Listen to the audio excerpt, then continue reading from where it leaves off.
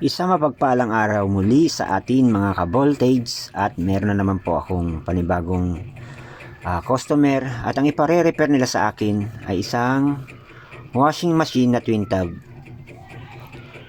Ang problem po nito, ang dryer nila mahina na daw umikot at hindi na ho daw nakakatuyo ng damit pagka nagsasalang sila ng damit. Umiikot nga po pero hindi naman daw natutuyo.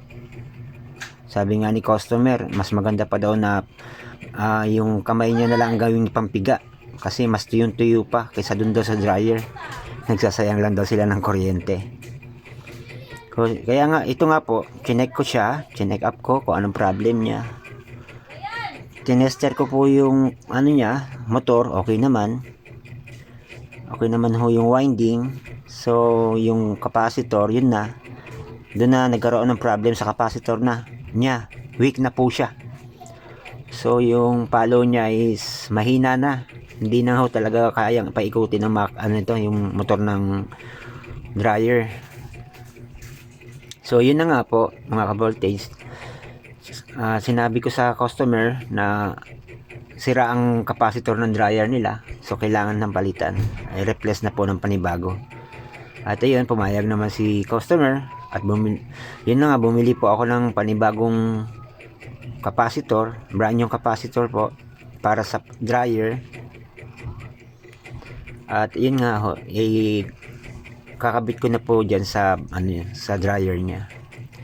So kung mga ka-voltage, kung may mga ganito po kayong issue na mahina hong umikot ang mga dryer nyo, kung ang problem ng dryer nyo is hirap din umikot o hirap din magpatuyo o pumiga, malamang sa malamang capacitor po ang problem niyan. Replace na po kayo ng panibagong capacitor. Ayan nga po yung binili kong bagong starting capacitor, and the same voltage, the same microfarad lang din po ang pinalit ko dyan para hindi magka-problem ang motor.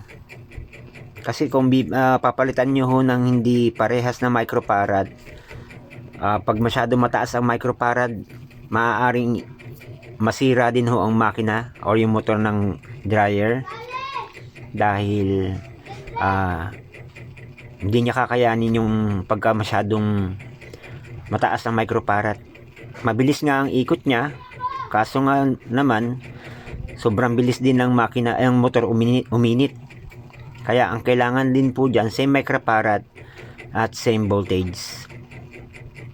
Marami naman po nabibiling capacitor sa mga nagtitinda ng supply po ng mga electric pan at washing machine. Marami hong nagtitinda ng mga capacitor at sa mga po ng paggawaan ng mga electric pan, ganyan, or washing machine, meron yan silang mga supply niyan. Doon lang po kayo bumili. Ayan na nga po, tinesting ko po yan, titestingin ko siya. Bago ko po yan ilagyan ng tape or i-fix, kailangan ko muna po siyang testingin. Ayan na nga, pinatinesting ko na siya, umandar na yung makina niya, bumalik na yung dating speed. Tinesting ako na nga ho yan ng nabasa para ma-try ko lang na siya, makakatuyo na ba. Ay ito yung nga na nakatuyo na siya. Tuwan-tuwa na si customer dahil hindi na din siya magpipiga sa kamay, kasi sabi niya pinipiga niya na lang daw kaysa daw ilagay niya sa dryer kasi hindi rin naman daw natutuyo. So ganun na nga. At after po nyan, inassemble ko na at pinix ko na ho yung mga wiring at binalik ko na ho siya sa dati.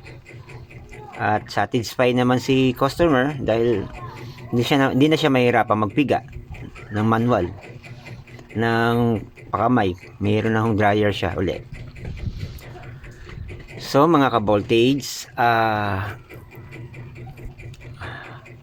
Maraming salamat po muli sa inyong panonood sa ginawang kong video. At sana ay nagustuhan nyo at meron kayo napulot na aral o idea kung paano ho mag-fix o gumawa ng mga appliances.